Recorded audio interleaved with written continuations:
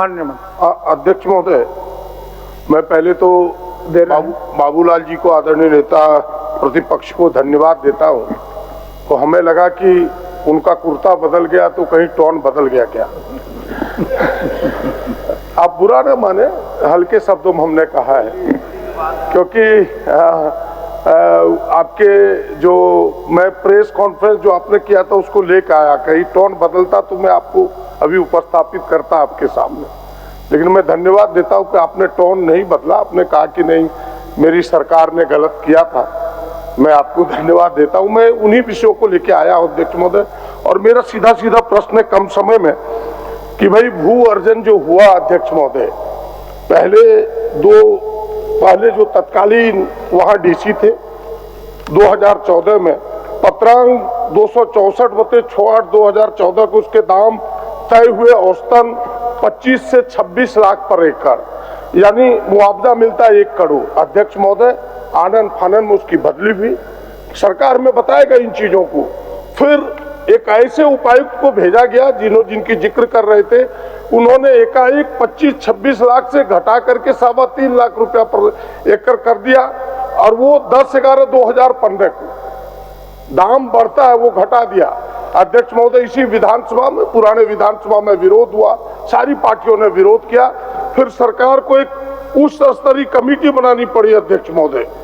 और अध्यक्ष महोदय, तत्काल सरकार ने सारी अधिसूचनाएं मेरे पास तुरंत उस मूल्य को स्थगित किया अध्यक्ष महोदय। स्थगित करने के बाद फिर जो उच्च स्तरीय समिति बनी अध्यक्ष महोदय, उस उच्च स्तरीय समिति के बाद उसके मूल्य निर्धारित हुए 9.5 लाख से 12.5 लाख पर एकड़। मैं सरकार से पहला प्रश्न इससे कहना चाहता हूं, क्या यह सरकार की मंशा अडानी को लाभ पहुंचाने का न था? क्या पूर्ववर्ती सरकार ने रैयतों के हितों की अनदेखी करके उन्हें घाटा देने का प्रयास नहीं किया? पहला प्रश्न ये है। दूसरा कि भाई लैंड एक्विजिशन एसपीटी एक्ट जिसकी चर्चा भी कर रहे थे, एसपीटी एक्ट लैंड एक्विजिशन कर सकते हैं आप, लेकिन उसमें स्पष्ट है एसपीटी एक्ट के अगर धारा 53 को आप पढ़ें, किस शर्त पर कर सकते हैं कि सफिशिएंट पर्पस होना चाहिए। क्या है सफिशिएंट पर्पस?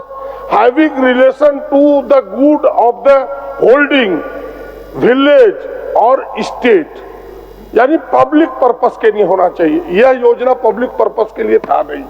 यह अडानी केवल अपने जेब भरने के लिए, पूरी बिजली विदेश भेजने के लिए, यहाँ एसपीटी एक्ट का खुल्लम खुल्ला उल्लंघन हुआ। क्या सरकार इसे मानती है कि नहीं? दूसरा अध्यक्ष महोदय, मेरा प्रश्न ये है कि भाई यह जो सरकार ने खुद उत्तर में दिया है कि हमने श्मशान घाट उसे दे दिया, नहर दे दिया, गोचर दे दिया, तो एसपीटी एक्ट की धारा 38 कहती है कि भाई आप ऐसे चीजों को नहीं दे सकते, गोचर दे भी सकते हैं तो 5% उस मौजा का दे सकते हैं। क्या सरकार इसे एसपीटी एक्ट का उल्लंघन मानती है कि नहीं? एक विषय है। और जो मेरा अब एनर्जी पॉलिसी में भी जो डिफरेंस हुआ, 2012 एनर्जी पॉलिसी था अध्यक्ष महोदय, जिसमें था कि कोई भी अगर इंस्टॉल होगा पावर प्लांट तो 25% बिजली फर्स्ट प्रायोरिटी से स्टेट को देना होगा। क्या सरकार के संज्ञान में ये बातें है कि नहीं? और उसमें यह भी था कि 12% बिजली अध्यक्ष महोदय सस्ते दर पर, कांस्टेंट वैल्यू पर, 13% महंगे दर पर देना होगा। और वर्तमान तत्कालीन सरकार ने अध्यक्ष महोदय इस कंपनी को लाभ देने के लिए 6/10/2016 को क्या कानून में बदलाव किया कि नहीं कि भाई सस्ते दर पर तभी देगा जब कोल लिंकेज इस राज्य से मिलेगा। उसके नोटिफिकेशन भी मेरे पास है जो सरकार ने बदलाव किया। मेरा प्रश्न यहां से ये उठता है कि भाई सरकार ने इतने नियम में बदलाव किए हैं कि नहीं, सरकार ये जानती है कि नहीं? और अभी उन्होंने कहा था कि भाई वह जो बिजली हम देंगे, राज्य का जो स्टेट इलेक्ट्रिसिटी रेगुलेटरी कमीशन जो तय करेगा वो देंगे, ये एमओयू में था। और आज कंपनी कह रही है कि नहीं, भारत सरकार का जो नियामक है जो तय करेगा डॉलर पर यूनिट, उस हिसाब से हम राज्य को बिजली देंगे। क्या सरकार इसे गलत मानती है कि नहीं?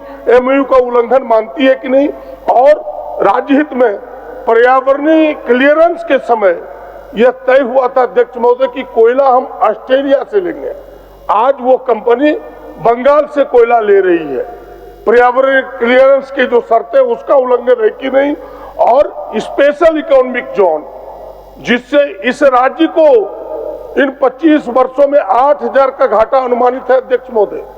देश को लगभग जो अनुमान किए गए हैं, देश को जो छूट मिलेगा सेज घोषित होने के कारण, सीमा शुल्क का छूट, कर छूट, जीएसटी के छूट, ये तमाम चीजों के जो छूट मिलेंगे, फिर इन्वायरमेंटल डैमेज 6 रुपया पर यूनिट, जो 6 पैसा पर यूनिट इन्हें देना था अध्यक्ष महोदय, क्या सरकार इसे मानती है कि नहीं? भारत सरकार को भी लगभग 75,000 करोड़ का उससे घाटा होगा अध्यक्ष महोदय। इन चीजों के लिए राज्य सरकार ने पहले उनके जो सेज के जो प्रस्ताव थे उसको अस्वीकृत किया, लेकिन राज्य सरकार के रिकमेंडेशन, हार्डली रिकमेंडेशन कि इससे 15,000 लोगों को रोजगार मिलेगा और यहाँ बड़ा निवेश होगा। क्या ये सारी शर्तें इसलिए लगाई गई कि कंपनी अडानी को लाभ देना, अडानी कंपनी को सरकार लाभ देना चाहती थी? और अंतिम अध्यक्ष महोदय, क्या पर्यावरणीय सुनवाई में जो लोगों से कमिटमेंट किया कि हम तुम्हें अच्छे स्कूल देंगे, हम तुम्हें अच्छी स्वास्थ्य व्यवस्था के लिए अच्छे अस्पताल देंगे, स्थानीय तमाम नौजवानों को नौकरी देंगे, जिसका घोर आज उल्लंघन हो रहा है, क्या इस कंपनी इसका उल्लंघन कर रही है कि नहीं? इन तमाम चीजों का रीअसेसमेंट के लिए मैं सरकार से गुहार लगाने के लिए इस ध्यान आकर्षण के माध्यम से आया हूं। क्या ये जो उल्लंघन है, चाहे एसपीटी का हो, उनको लाभ देने का हो, कानून का उल्लंघन हो, भारत सरकार, राज्य सरकार, क्या राज्य सरकार एक हाई कोर्ट के रिटायर्ड जज की अध्यक्षता में कमेटी बना के इसका रीअसेसमेंट, पुनर्जांच कराना चाहती है? ये मेरी सरकार से मांग है। माननीय मंत्री अध्यक्ष महोदय,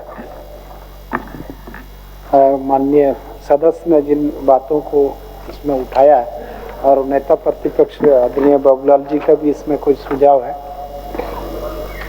चूंकि तत्कालीन सरकार का ये मामला था, जिन्होंने अडानी पावर प्लांट के लिए कैबिनेट से निर्णय लेकर के और भू अधिग्रहण पुनर्स्थापन अधिकार अधिनियम 2013 के सेक्शन 26 से 3 के अंतर्गत संकल्पना में जो मूल्य निर्धारण का प्रावधान है, उसके आलोक में आयुक्त की अध्यक्षता में जो जिला उपायुक्तों की कमेटी होती है, उसके आधार पर ये तय किया गया कि कितने उसका मूल्य निर्धारण हो, उस आधार पर उनको भुगतान किया जा सके। तो जहाँ तक सदस्य की भावना है इस मामला को उठाने का, ये बात सही है कि एसपीटी एक्ट एरिया का जो भूमि है वो अविक्रयशील है और उसको खरीद बिक्री भी नहीं करना है। यदि करना है तो सार्वजनिक प्रयोजन के लिए करना है। इन्होंने स्पष्ट तौर पर एसपीटी एक्ट का हवाला देते हुए ये भी कहा है। तो ये बात सही है कि प्रशासनिक पदाधिकारी हो सकता है किसी से प्रभावित हो तो अपने ढंग से उन चीज़ों को निर्धारण करके किसी को फायदा होने की स्थिति हो सकती है। इसीलिए ये हमको लगता है कि बहुत गंभीर मसला है। इस पर आने वाला दिन में इस तरह की कोई स्थितियां ना बने, सरकार को परेशानी नहीं हो, ये हम पहले स्पष्ट करना चाहते हैं। और ये सरकार कल्याणकारी है और कोई भी ऐसा काम जो गलत करेगा तो उसके खिलाफ में कार्रवाई करेगी। और इसको सजेशन मानते हुए जहाँ तक कमेटी की बात है, हमको लगता है कि विभागीय स्तर पर या राज्य के मुख्य सचिव के स्तर पर एक कमेटी इस पर हो, ताकि इन चीज़ों को जो एसपीटी एक्ट का उल्लंघन हुआ है या ऊर्जा का जो 2012 का नियमावली है उसका उल्लंघन हुआ है और जो विचलन किया गया है नहर और बांध और ये सब चीज़ों को, तो ये सारे एक पर समितिक रूप से एक राज्य का कमेटी इस पर आकलन कर ले। उसके बाद माननीय प्रतिपक्ष के जो बाबूलाल जी का सजेशन है उसको सरकार को अंगीकृत करना चाहिए, ताकि आने वाला दिन में इस तरह की स्थितियाँ नहीं।